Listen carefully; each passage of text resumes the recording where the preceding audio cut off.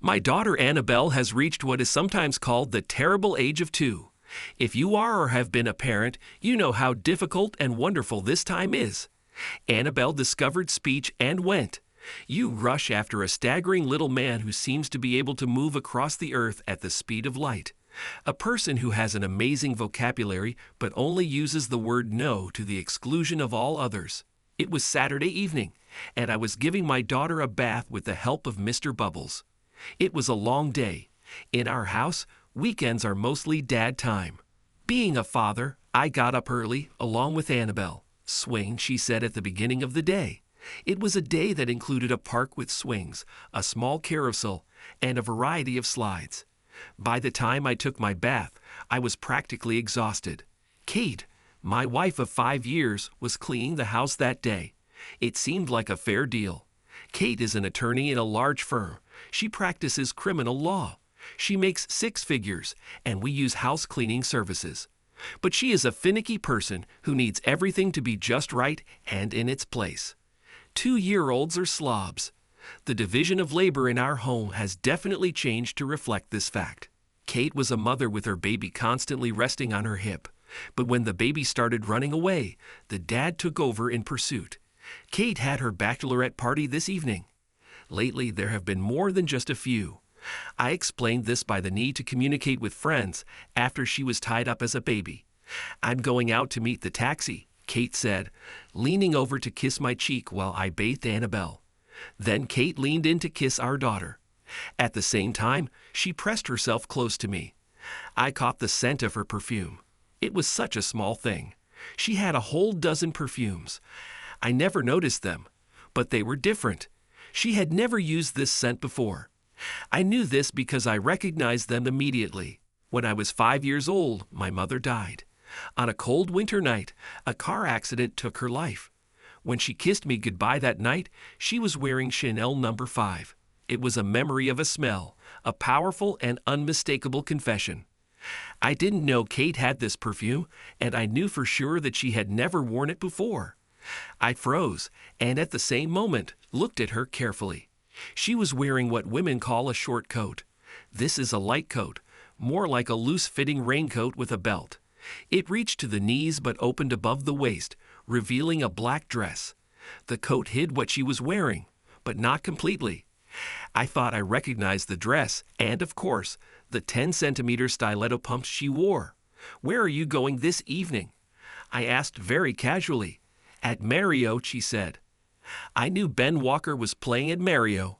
Ben was something of a local celebrity. He had ambitions as a concert pianist, but played at any musical event he could. I knew Ben. By the end of the evening, he would be playing sad love songs. The women who flocked to Mario loved Ben and his game. My good friend, and I never missed a single night when Ben played at Mario. Mario's was a mid-priced restaurant and bar with a small dance floor. Ben could play dreamy dance ballads, but he always ended with the slow love songs that women love to dance to.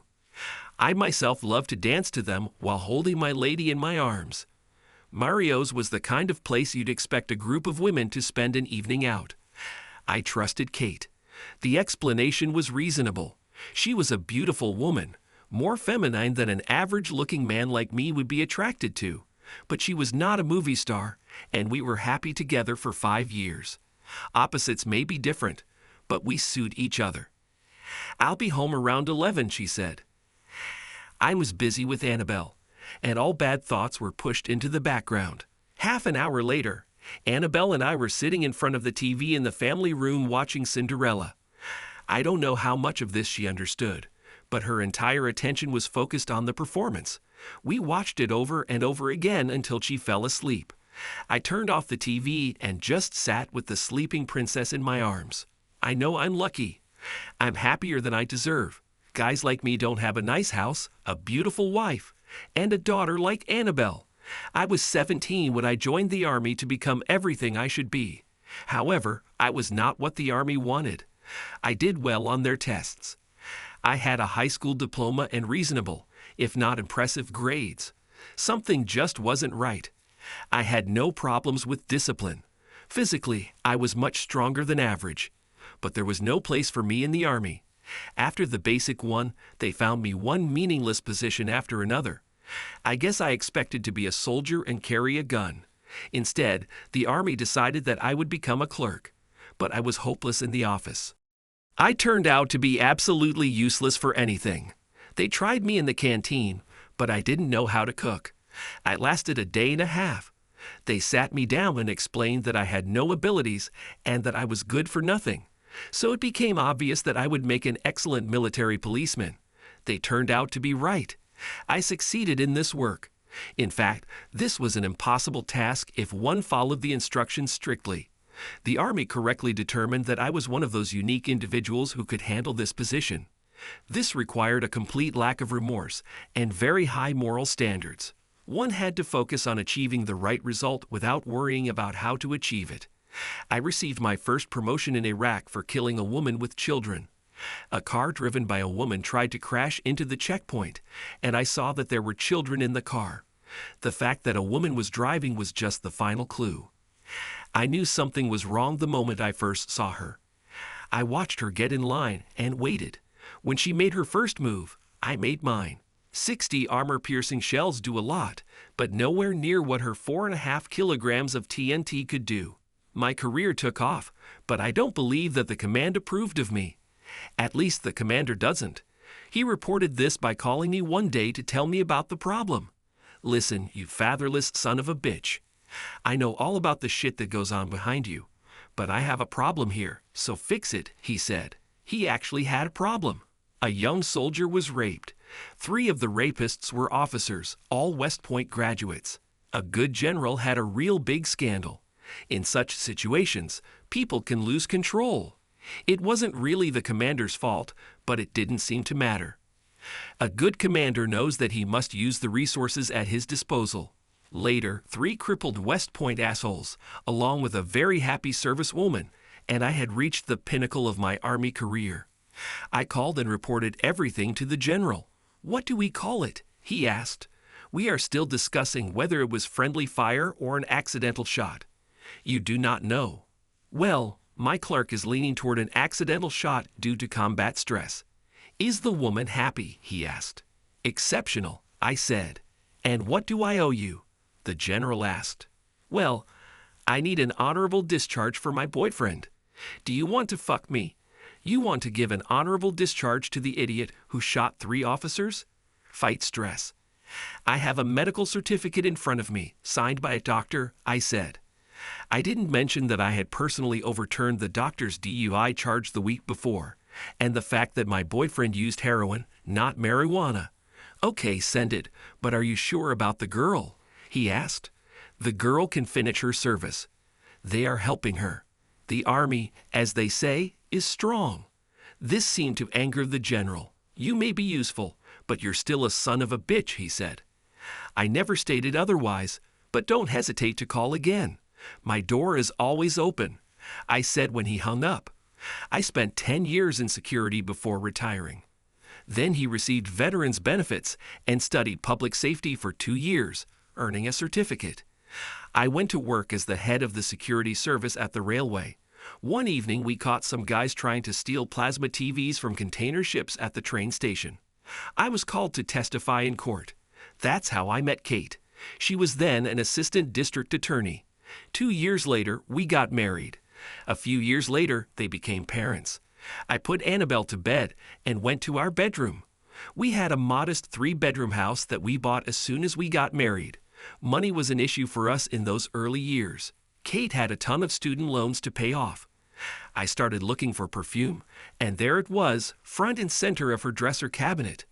There were a dozen perfume bottles, but this one was new.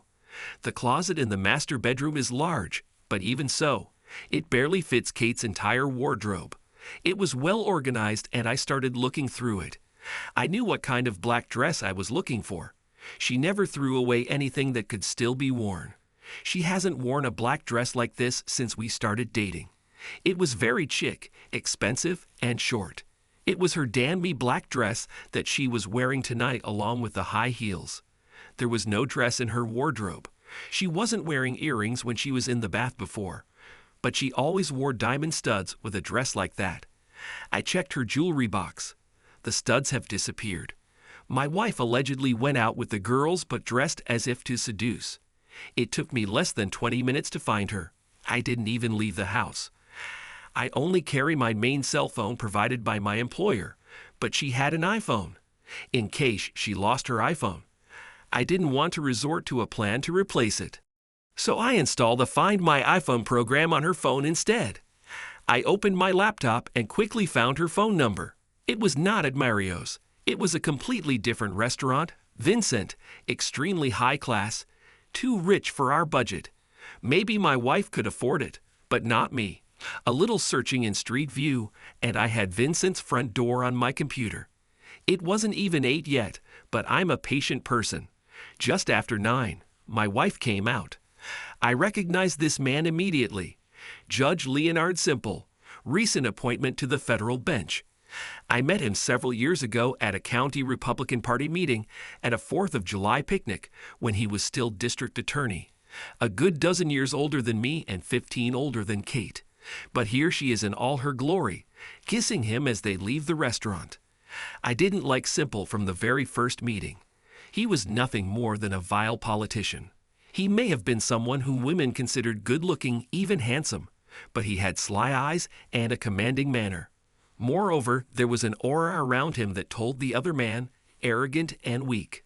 I didn't like the way he looked at my wife, and I told her so. Kate laughed it off. By 11, Katie had not reached home.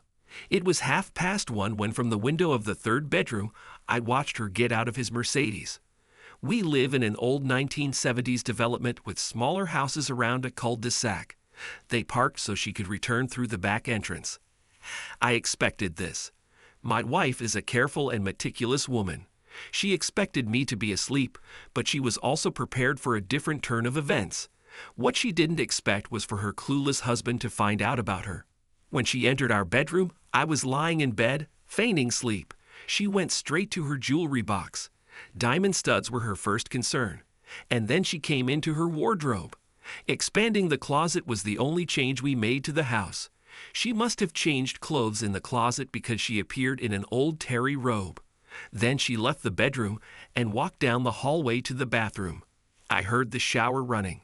Leaving the bedroom, I walked to the bathroom door and turned the knob, but my always cautious wife locked the door.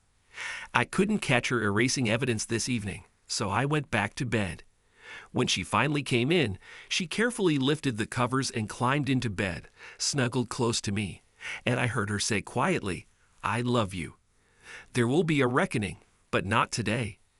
FBI Special Agent Thomas Makepeace was a seasoned veteran. Divorced from his wife after 18 years of marriage and with 2 children, he was approaching retirement. His seniority earned him a quiet position, but saddled him with a junior agent, Sheila Marks, as a partner. Together, they crossed the police fence, showing off their crusts. Sheila smiled, enjoying the respect that came from the FBI's reputation. "Stop smiling, agent. At the end of the day, the man is dead," Makepeace said. Sheila put on a businesslike expression. She was a tall woman with an athletic build. She was not very pleasant to look at, but she was smart and had military experience. She quickly passed through Quantico Naval Station, gaining recognition, but not as a field agent.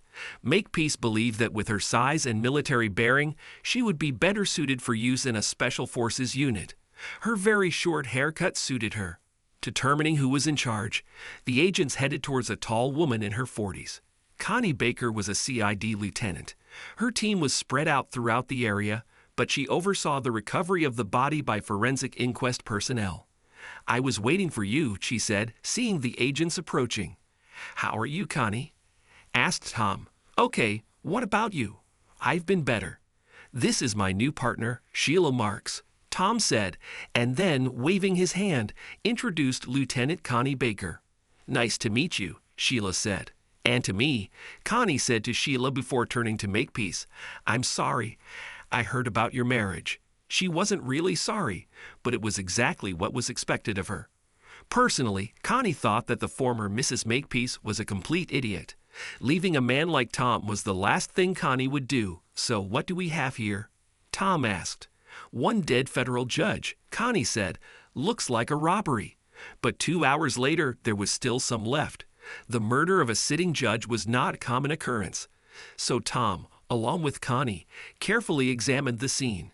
Connie was a good and reliable investigator. The FBI had no reason to interfere with her investigation, so Tom took his actions in a different direction. Judge Simple was a district attorney and, as a lawyer, had a reputation for being tough on crime. Perhaps someone was seeking payback, or the crime could be connected to an unsolved case. Tom agreed to share Connie's efforts. He and Sheila will explore all possibilities that don't involve robbery. FBI labs will process the evidence, and Connie and local authorities will check everything related to the robbery. The next 10 days did not bring much progress. Criminologists have a good handle on the details of the crime. Leonard Simple was shot from a distance of about 5 feet. He was literally hit with a bullet right between the eyes. There was only one shot, and it was fired from a Walter P.38. This pistol was quiet, easy to conceal, and very powerful, the weapon of a professional. But a professional would shoot from behind or from the side. The judge was killed on his way out of the front door at about 8 in the evening, and the lighting on the porch revealed the killer's face to him. Whoever shot Simple wanted his victim to see him. He wanted this man to know who was killing him, Tom thought. So it had to be some kind of revenge. But who and why? None of the obvious suspects matched the crime. His phone rang. The call was from Connie.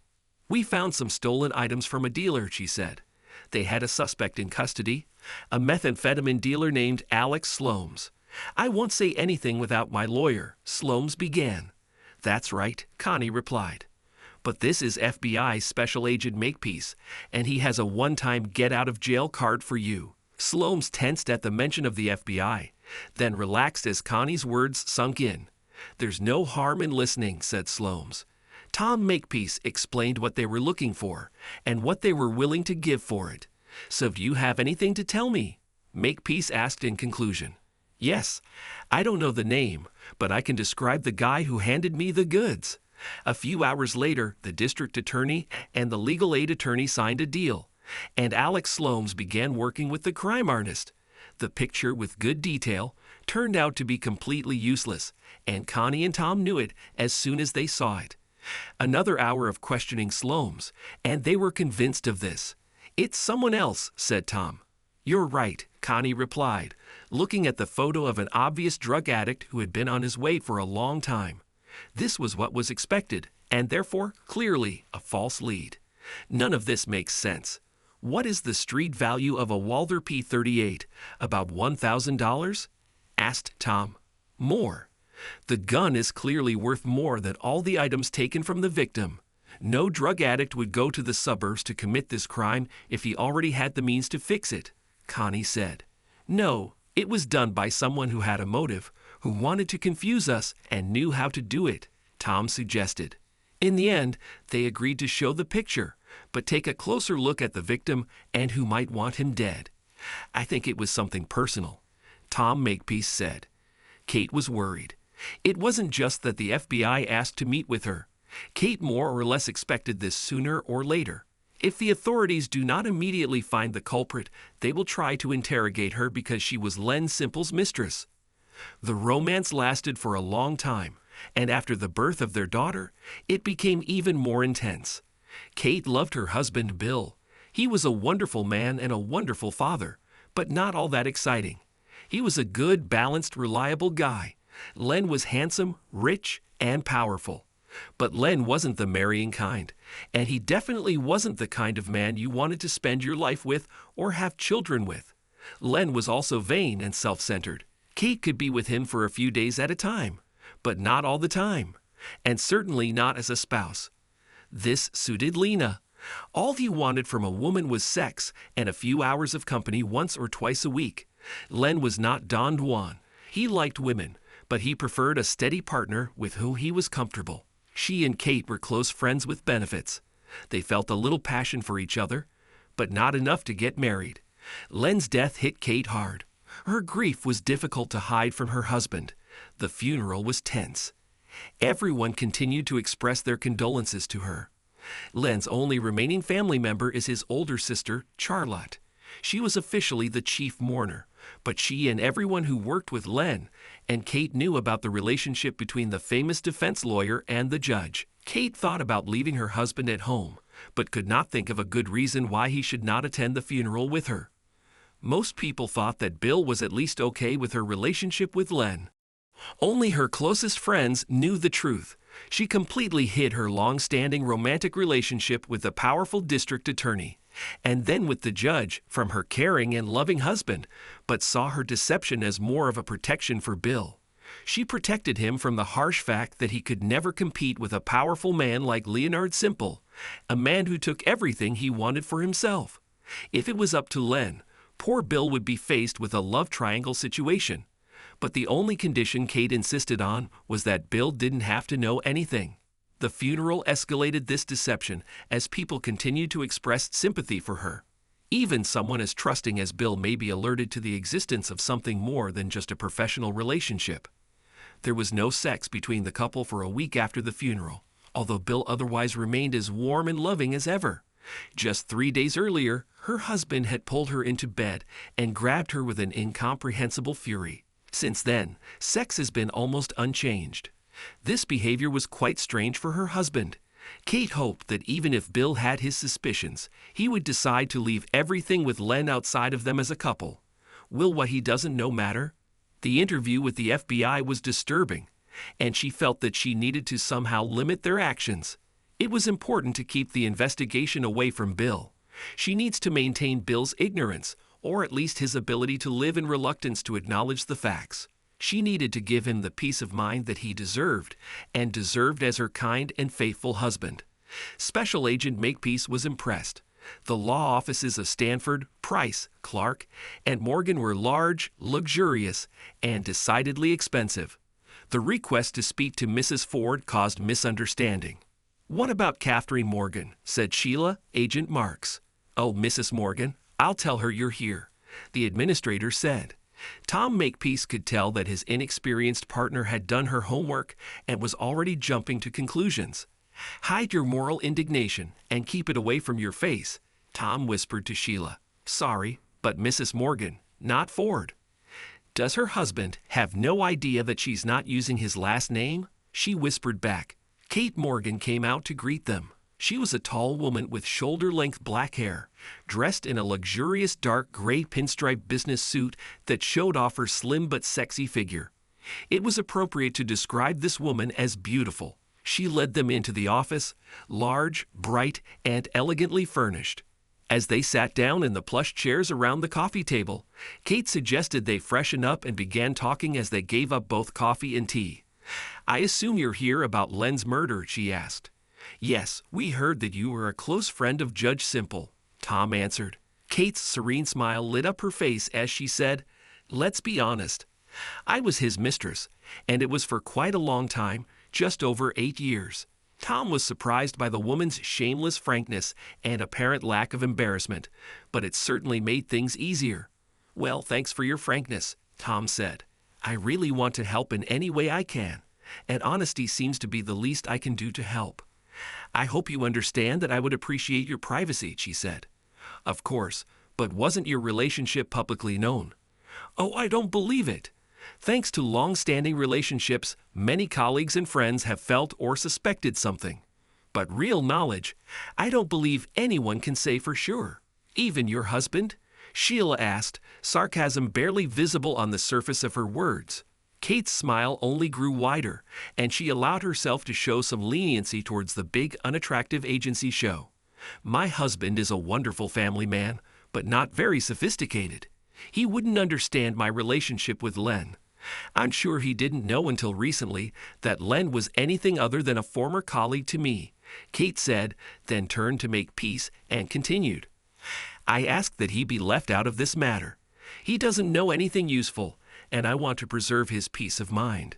"What happened recently that could have bothered him?" asked Tom. "Well, I suspect at the funeral, many people expressed their condolences to me, realizing how close Len and I were. My husband is trusting, but not stupid." That's a strange way to describe a man who rose to serve in the military police and is now the head of security at a railway station, protecting tens of millions of pieces of equipment and goods. Sheila commented, chomping at the bit. As Tom feared, the inexperienced Sheila came to conclusions without evidence. He reached out and lightly grabbed her forearm, holding her still. "Forgive my colleagues," said Tom, "but in the circumstances, her question is appropriate." Kate seemed to think, "Well, my husband is a very capable man. And yes, this is a demanding job, but you misjudge his character. He is a family man, a devoted father, and a loving husband. I admit that I deeply regret taking advantage of his trust in me. But you must understand, my relationship with Len Simple began long before my marriage. He was a powerful man. It was difficult for him to resist, and he was not inclined to give up what he considered to be his by right.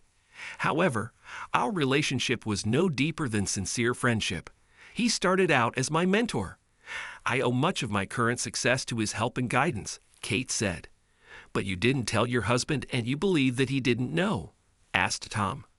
"Yes, I hid my relationship with Len from my husband. Bill is the man I love. He is my partner in an exclusive marriage. His knowledge of Len and this relationship would not benefit anyone. It would hurt Bill needlessly.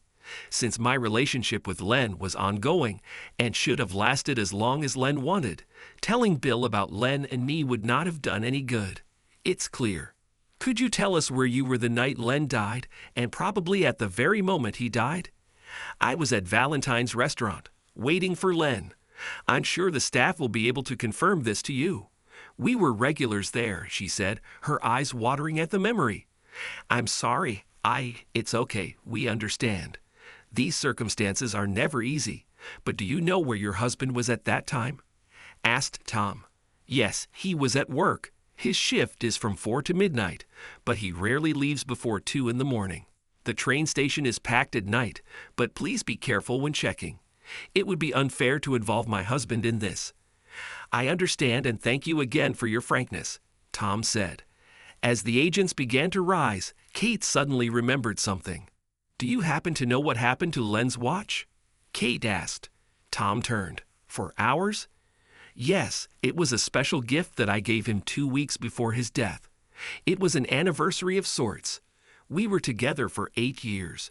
They were rose gold and very expensive. They were not among the things his sister found after the funeral. I'm guessing they were on it that evening." "No, we have no idea. The police only recovered his ring and gold cross, but I don't think they knew about the watch," Tom said. "Sister Lena said that he didn't have them in his personal belongings, but as far as I know, he started wearing them," she said. "Can you describe them?" "Well, it's a rose gold Rolex watch with the inscription, 'Love Catherine and Annabelle, your ladies.' I'll let the homicide detectives know they might have been stolen," Tom said. Tom agreed to meet Connie at Valentine's. He put on his best suit, suspecting that the meeting, scheduled for 8 in the evening, was about more than just business. "I'm glad you could come," Connie said. She was sitting at a separate table. This was definitely a couple's restaurant. It was clear why Judge Simple had chosen him for his love affairs with Kate Morgan, aka Mrs. William Ford. Connie was dressed for a prestigious restaurant and more.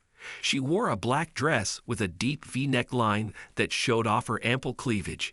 In addition, the dress was shorter than a woman of about 40 would usually wear, but this did not bother her. She got her hair and nails done. She was a beautiful woman, too damn beautiful. Tom reminded himself that she was at least a dozen years younger than him and was his colleague. "Stop thinking too much and sit down," Connie said. Tom smiled. "Now you read minds. Men are so obvious about some things, but in general, they are so stupid," she said. "Sorry, it's just okay. We're adults, single, and this is the best restaurant in town," she said. "Okay," he said when the waitress approached. "This is Tara," Connie said. "Tell Agent Makepeace what you told me." Waitress Tara was clearly a little nervous. "Well, they were just an odd couple. You wouldn't notice it at first. He was a large, handsome man and looked well off. I wasn't surprised when I heard people calling him a judge. She was cool, very attractive, and much younger. The kind of woman you'd expect from such a man. Except they didn't look like a couple with any kind of affection for each other. You'd think she was a paid escort, but she clearly wasn't that type. And in fact, she was some sort of professional, probably a lawyer.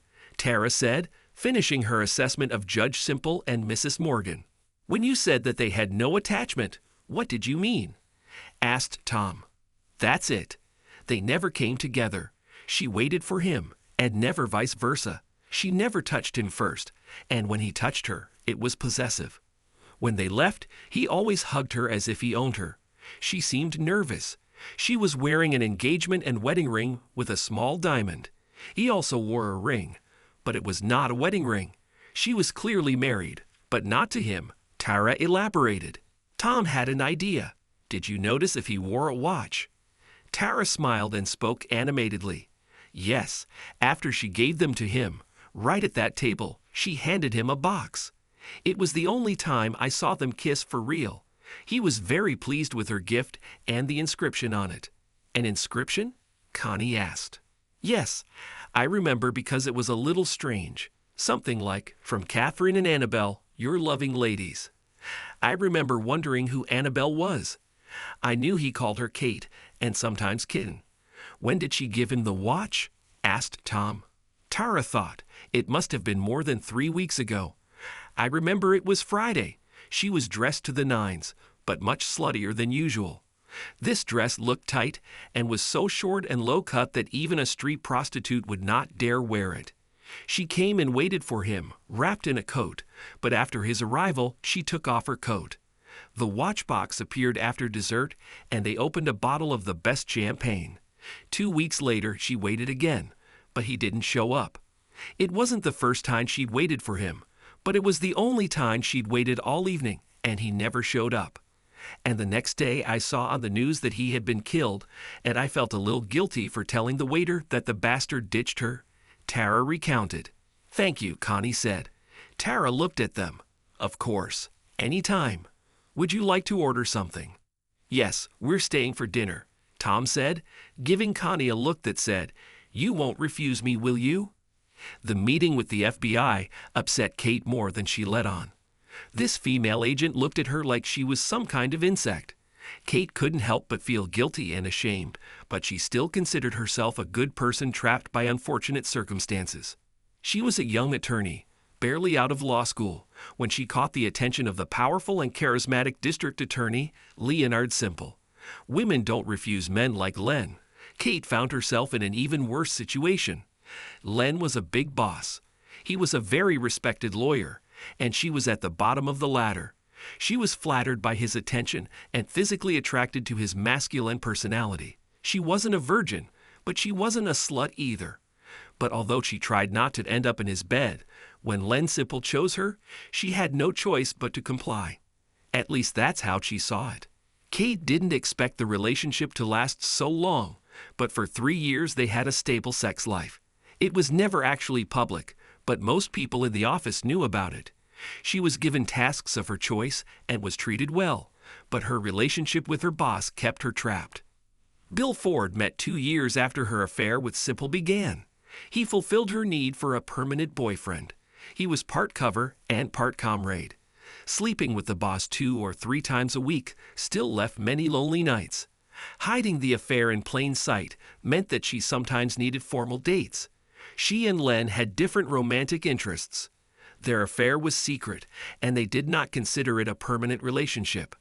Len did not classify them as permanent, and Kate had no desire to be his wife. Being his mistress suited her. She needed more from her husband than a man like Len could give. We have a problem, she said as they lay in bed.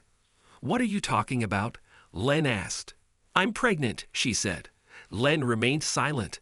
His eyes said that fixing everything was her problem, not his. I'm going to marry Bill. We haven't slept together yet, but we will. He will not know that the child is not his. Is this how you want to solve it? He asked. Yes, I will not kill our child. I am a Catholic. A sinner, yes, but a murderer, no. Len shrugged and took her sexually. They didn't talk about it anymore. Bill was an easy task. She seduced him and arranged for them to sleep without protection. After that, she simply showed him the pregnancy test. He was more than happy and quickly married her. He had no family, but her parents were disappointed that there was no elegant wedding.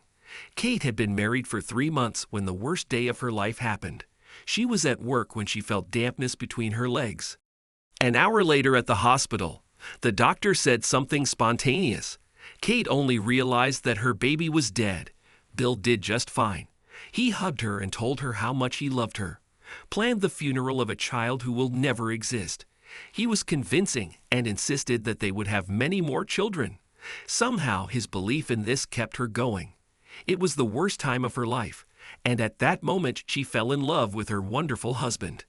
Kate's romance with Len began to decline, but did not stop. It seemed that what she had with Len had nothing to do with her marriage to Bill. She realized that she loved Bill in a way that Len could never love, and for obvious reasons. Bill was a good man and a loving husband. Len was rich and powerful, but completely useless as a person. Len got her a job with the best criminal defense firm in the state. There she succeeded, and 2 years later, Annabelle appeared. She was Bill's daughter in every way, except perhaps one. Kate refused to take a paternity test. She didn't want to know, and it would have been disloyal to Bill. He will always be the father of her children, no matter what. Len saw things differently. He had never seen anything other than a photograph of Annabelle, but he insisted that she was his child. He was intensifying the relationship and wanted Bill to know about it. But Kate refused this demand. Bill, the wonderful man she married, must never know about this. He was the man who took care of their child, the best father Annabelle could have had. The thought that Agent Marks could accuse Bill so casually was very upsetting. Kate almost certainly knew that if her lover was killed, suspicion would fall on her husband, but no one who knew Bill could believe that he would do such a thing. Kate was now obligated to Bill. At all costs, she must protect him from the ugly truth. Why should her sins hurt an innocent? Kate picked up the phone and made a call that she hoped would help keep her secret. Special Agent Tom Makepeace had spent 4 nights the previous week in Lieutenant Connie Baker's bed. Several times they actually discussed the case they were working on together, but mostly they had sex. That was great. Tom realized that after the divorce, he lived like in a dream. He needed a new woman. Connie was exactly the woman he needed, uninhibited and not making any demands. He knew she hoped their romance would go somewhere, but damn, so did he. I'm just a little cautious, he thought, once bitten, twice shy. Tom Makepeace's first marriage broke up when his wife left him for a younger man after 18 years of marriage. One day he came home to find her sitting at the kitchen table with a glass of red wine and a serious expression on her face. After she said, "We need to talk," followed by a frank explanation that she was unhappy, and then she handed him a set of divorce papers. 18 years later, she demanded all of their assets, half of his pension and most of his salary as alimony. They had a boy and a girl who were still in high school. He usually had very good control over himself, but here he lost control. They had a difficult divorce. Much to his ex-wife's surprise, their children choose their father over the new guy. Now Tom received alimony, and her share of the assets ended up being less than 30%. Tom was lucky when his case was assigned to a very sympathetic female judge. When he arrived at the office on Tuesday, he thought about Connie. But he needed to deal with Agent Marks. As an exception, Sheila did as she was told. Reviewing Bill Ford's alibi, she was clearly reserved. Tom was warned to finish everything quickly and to remain silent in front of the judge about the rough edges. Those at the top will be happy to have a death as a result of robbery. Obviously, someone pulled some strings. Nobody wanted a scandal except Sheila. "My gut tells me that the guy did it, Tom," she said. "Not sir." "Tom, Mac, or Agent Makepeace?" "But not sir. You're no longer in the Army, Agent Marks," he said a little harsher than he intended. "Sorry, C. Mac. It just fits so well." A former military policeman, he rose from private to captain. He had a good rating on the range. He is certainly capable and has the best motive. And it won't hurt if the subsequent scandal ruins Catherine Ford Morgan. Tom realized. Sheila took an immediate dislike to this woman, Morgan. Tom couldn't help but approve of this. Makepeace should have criticized Kate Morgan, but he long ago learned to separate personal feelings from work. Moreover, he understood the situation in which she found herself. A powerful man came into her life. Sure, she made some bad decisions, but let those who are without sin themselves criticize her. He also understood a woman like Sheila, not very feminine, who, as the office jesters whispered behind her back, was a transsexual. She blamed others for her troubles. It didn't help that she was physically more than half the out-of-shape male agents in the office. She also put all female agents to shame with her physical abilities and dedication to duty. Tom caught her muffled conversations several times on her personal cell phone. Apparently there was a love interest, and he thought she probably left the army to follow him or her. The office staff generally believed it was her, but Marks kept this information to herself. Look, I don't want to be harsh here, but we need more than just a good motive and your instincts. So figure out a way to nail Mr. Ford or whitewash him, Tom said. 3 days later, Sheila beamed as she dropped a large filing box onto her desk. What is it? Asked Tom. Safety tapes from the railway station. They re-record every 7 days, she said. Sorry, but I don't understand, said Tom. Because they use this outdated system. The images are not erased. They remain under the new records. Specialists in the laboratory say they can restore the night we want, Sheila explained. Tom smiled and looked into the box. Good job, Agent, but how many tapes do you have there? 27 with 12 hours of continuously compressed recording on each tape, Sheila said. Well, good luck to you and the laboratory assistants. And I have a hot date, he said, laughing. In fact, he was dating Connie again. This was getting serious, and he was half elated and half scared. He arrived at Connie's with the local newspaper and the intention of choosing a movie to watch together. Connie met him at the door, dressed in high heels, stockings, and nothing else. I thought we were going to watch a movie, he stammered. Sorry, baby, I need my man, and I need him right now, she said, dragging him into the bedroom. Mac found a tired Sheila Marks in the office. You sure don't look like you had a good weekend, he said. Yeah, try looking at the 27 CCTV tapes sometime, and then I'll see what you look like, she replied. Mac laughed. I don't sympathize. You brought this on yourself. Sheila just grumbled something in response. Well, he asked. Well, it's on tape. Considering the bunch of slackers he's watching, if he weren't there, nothing would get done. If these railway guards had walked any slower, they would have moved backwards. Max suppressed a smile. So I guess my husband didn't do it. Sheila chuckled in response. Maybe he paid someone, which undermines the idea that the judge knew the attacker. That is why we suspected the husband in the first place. So this is just a bad robbery? I find it hard to believe, she said. Mac didn't answer. They only had one lead from the jewelry sale. It didn't seem right, but you go where the evidence leads. Agent Marks jumped out of the car in front of the Eldorado Hotel, a rented room in the poor part of town. Agent Makepeace was slower. After all, there was no rush. Connie waited at the hotel elevator while Sheila raced up the stairs. Seriously, Mac, what motivates your partner? Connie asked. Oh, I guess the usual, he said, shrugging. Sheila had seemed almost depressed ever since she'd been looking at the footage from the train station, as if packing them for return to the railroad was a personal failure on her part. Do you think she's a lesbian? Maybe, but if so, she doesn't play where she works. But honestly, I have no idea. I never saw her glance at either men or women. A little unnatural, don't you think? Anything can happen. But she can't stand women like Mrs. Ford, he said. Well, don't discount your Lucy. When you're a woman like Sheila Marks, it's hard to sympathize with a beauty like Kate Ford. Watching women like Mrs. Ford juggle men is hard for any woman, Connie said. And yet it seems to me that one lowly woman I know has a soft spot for this slut. I have good reasons. Firstly, I'm older. And secondly, I'm a professional and know how easy it is to get into a bad situation in the workplace. Oh, sounds like talking about experience. I bet most women, regardless of their appearance, have been subjected to unwanted attention from a man in a higher position. In Morgan's case, she was targeted by a very powerful man at a very vulnerable time in her professional life. She probably just didn't see a way out. As they climbed the stairs, they continued to talk, thereby avoiding the unpleasant smell and danger of the elevator. I'm sorry, Sheila. Looks like she's a loner, Connie said. Well, she doesn't have many friends. I've heard of a few army buddies. She supposedly listens to music with someone, but doesn't talk about anyone. She's closed off, Max said. The room they eventually entered smelled of death. The interrogator was stacking the corpse. Sheila watched the body being carried away, her face as blank as ever.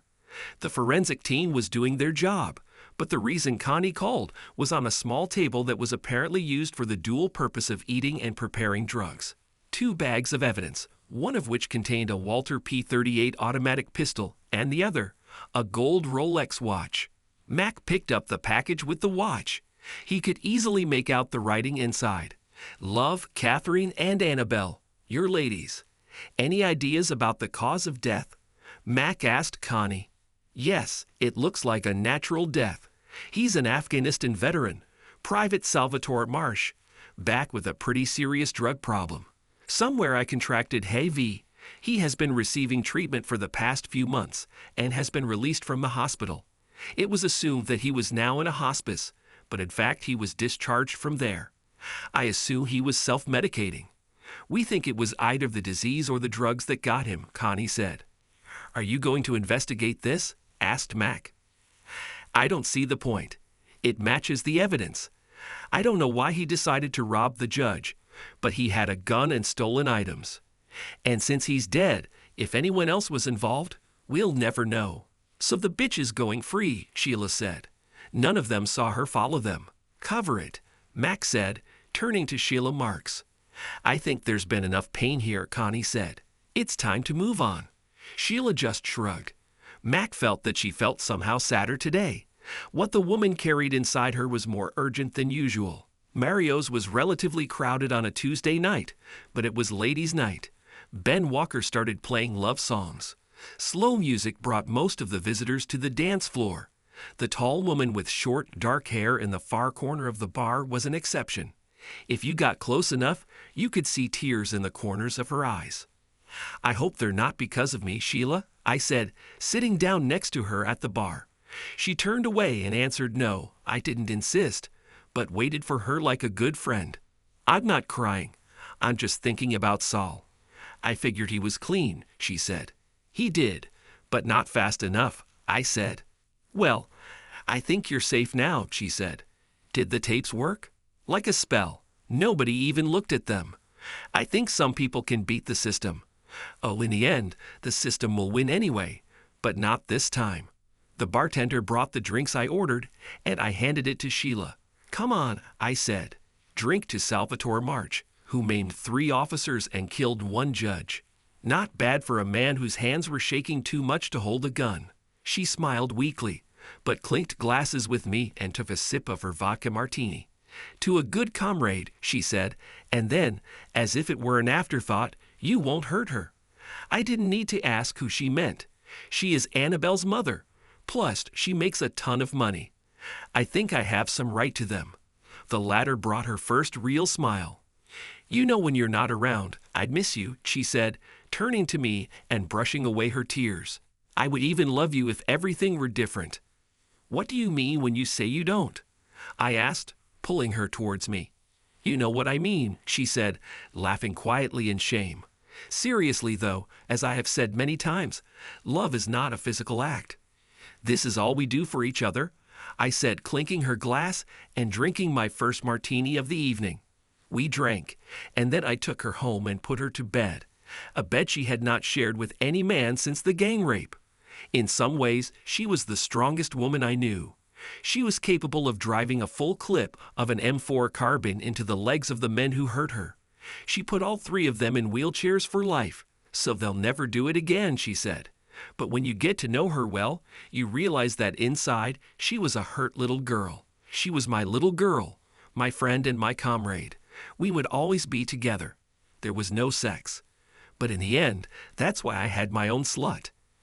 I ordered 2 fresh drinks, and when they arrived, I raised my glass and said, "For us," I said, "the army is strong."